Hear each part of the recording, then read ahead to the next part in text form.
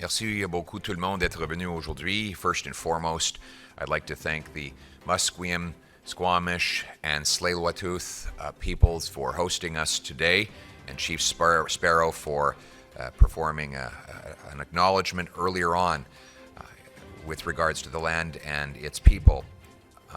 And I want to thank the roughly 24 chiefs, councillors, and other First Nations leaders who are gathered with us here today to kick off this consultation.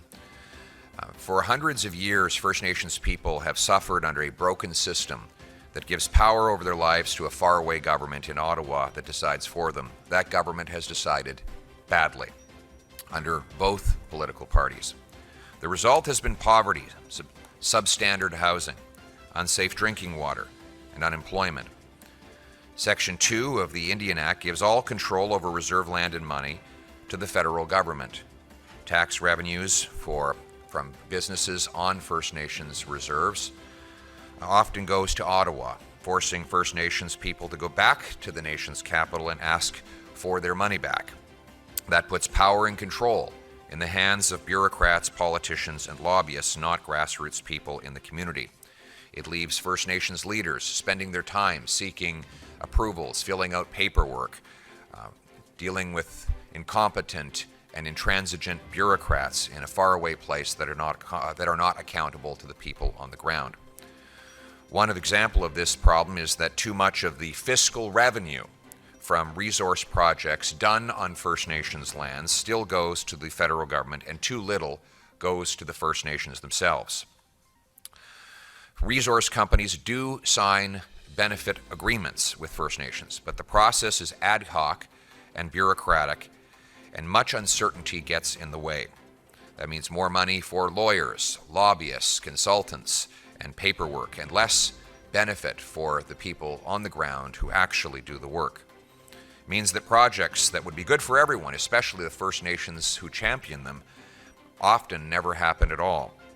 And when they do, most of the benefits of the agreement are economic, which is good, but not fiscal, meaning that the First Nations governments who increasingly deliver the services do not get the revenues from the projects that they have welcomed into their communities. The First Nations Tax Commission has worked for decades to get local revenues for the First Nations government.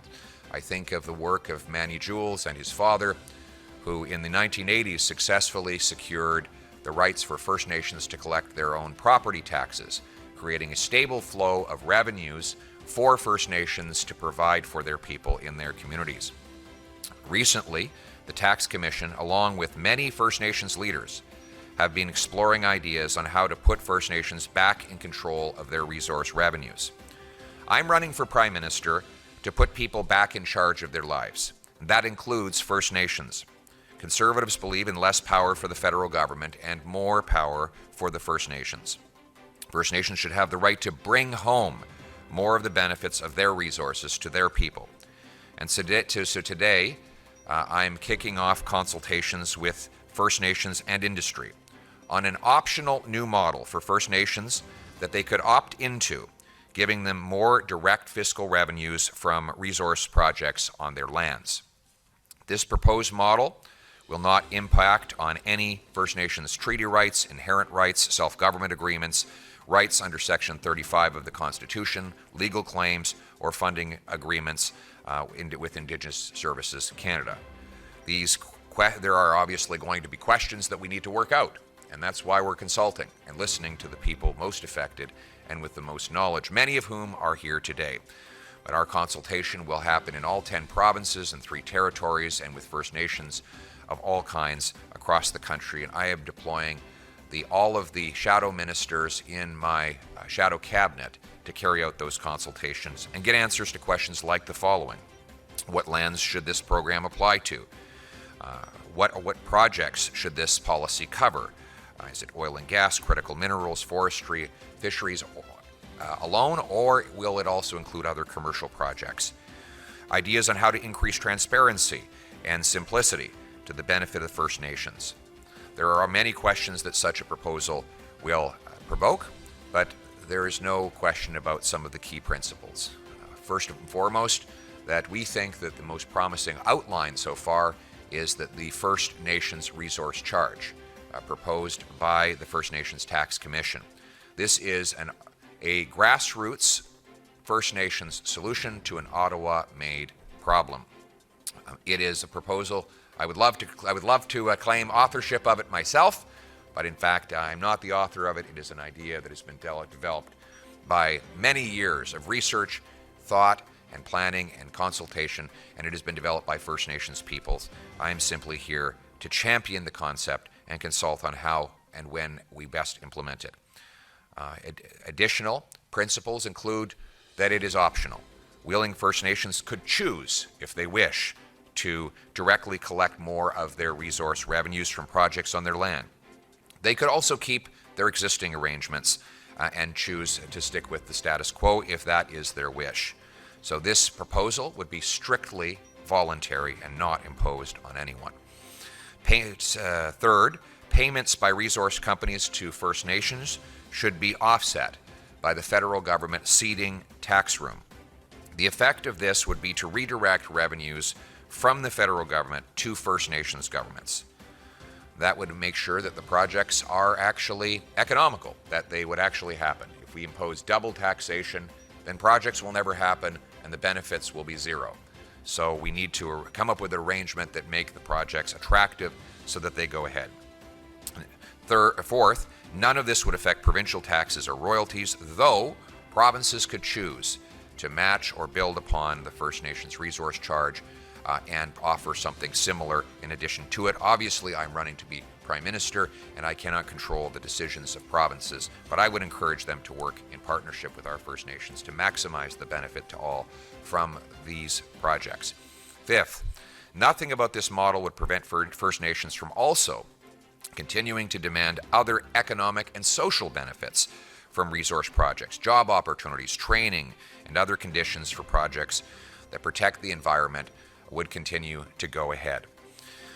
What we need to do is get the Ottawa gatekeepers out of the way, put First Nations in control of their money, and let them bring home the benefits that are duly theirs and have been deprived of them for too long. These resource projects offer incredible promise, and we see them right across the country, where First Nations have been allowed to partner with resource companies. Incredible benefits are unfolding. Look at LNG Canada, a major liquefaction proposal. In fact, the biggest single infrastructure proposal ever launched into action in Canada's history, $40 billion, with major opportunities for the surrounding communities. Similarly, the Niska and the Haisla are pursuing similar projects that would help develop and liquefy natural gas. In northern Alberta, we have here, for example, Dale Swampy, who speaks for the Coalition of First Nations Chiefs. They represent First Nations, I think 14,000, who have benefited from working in oil and gas projects. But now we need to go to the next step and move from simple economic benefits to fiscal benefits. And the difference is this: economic benefits are for everyday individuals.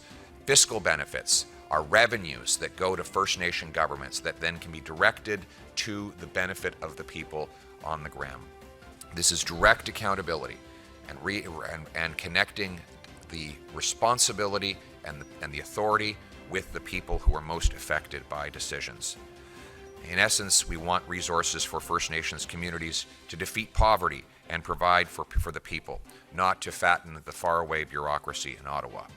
Revenues earned directly from the lands would go to the people without having to apply for federal government programs, which are already in place and which will continue, but which will be supplemented by localized revenues that are in the hands of the First Nations people themselves. That means less time wasted on paperwork and forms, getting approvals, and facing roadblocks put in place by a faraway government. Simply put, First Nations people should have the freedom to take back control of their lives and the resources and bring it home for their people. Merci beaucoup tout le monde d'être venu aujourd'hui. Depuis des centaines d'années, les Premières Nations souffrent d'un système défaillant qui donne le pouvoir sur leur vie à un gouvernement lointain à Ottawa qui décide pour elles. Ce gouvernement, des deux partis en fait, a mal décidé. Le résultat, c'est les communautés qui font face à la pauvreté, au chômage, qui vivent dans le logement qui ne sont pas adéquats. Il y a un système maintenant qui donne trop de contrôle aux politiciens et aux fonctionnaires à Ottawa. Même quand il y a des projets qui vont de l'avant, souvent les bénéfices maintenant sont acheminés au gouvernement fédéral et non pas aux Premières Nations. C'est la raison pour laquelle les communautés autochtones ont travaillé pour développer des solutions qui redonnent le pouvoir et les retombées économiques et fiscales aux communautés eux-mêmes. La Commission de la fiscalité des Premières Nations a proposé certaines idées, comme un revenu direct provenant des entreprises de ressources directement aux communautés autochtones et leur gouvernement. Aujourd'hui, j'annonce une consultation par le Parti conservateur et mon cabinet fantôme afin de développer le modèle qui pourrait permettre une telle idée d'aller de l'avant. Et l'idée, c'est bien simple. Plus d'argent pour les gouvernements autochtones et moins pour le gouvernement à Ottawa. Il y a certaines questions auxquelles il faut répondre. À quelle terre ce programme devrait-il s'appliquer? Quel projet cette politique devrait-elle couvrir? Pétrole et gaz, minéraux essentiels, foresterie, pêche, c'est sûr, mais d'autres projets aussi, peut-être. Des idées sur la façon d'accroître la transparence et la pertinence. Il y a de nombreuses questions auxquelles une telle proposition devrait encore répondre, mais il y a certains principes qui sont certains. Premièrement, la proposition sera volontaire. Ça ne va pas être imposé, ça va être un choix, une option qui est livrée et qui est disponible à chaque Première Nation, et c'est à chaque nation de décider par elle-même si oui ou non elle veut l'adopter. 2. Les paiements effectués par les sociétés d'exploitation de ressources naturelles aux Premières Nations devraient être compensés par la cession d'une marge de fiscale du gouvernement fédéral. Troisièmement, rien de cela n'affecterait les taxes ou les redevances provinciales, bien que les provinces puissent choisir de s'aligner sur les politiques fédérales si elles veulent. Quatrièmement, rien dans ce modèle n'empêcherait les Premières Nations de continuer d'exiger d'autres avantages économiques et sociaux des projets d'exploitation des ressources. Les possibilités d'emploi, la formation et d'autres conditions pour lesquelles les projets continuent d'aller de l'avant. Et c'est sûr que les ententes qui existent déjà seront tout à fait respectées. Mais si on met fin aux agissements des fonctionnaires d'Ottawa, si on donne davantage de pouvoir aux chefs autochtones, ça permettrait de meilleurs résultats sur le terrain. Et c'est ça le but de mon leadership. Je me présente pour Premier ministre pour redonner aux gens le contrôle de leur vie et pour réduire le pouvoir de la bureaucratie et des politiciens et lobbyistes à Ottawa. Cette proposition sur laquelle nous commençons à travailler va permettre cela.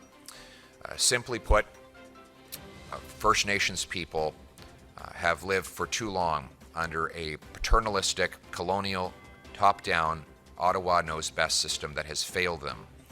The answer is to restore to First Nations their rightful control over their money, their resources, their lands. Today we kick off the consultation on a new fiscal model for those resource revenues to enable that to happen.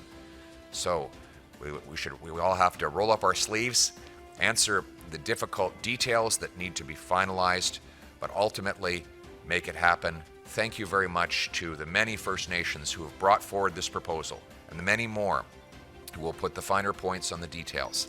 Let us move forward and make this happen. Let's bring it home. Thank you very much.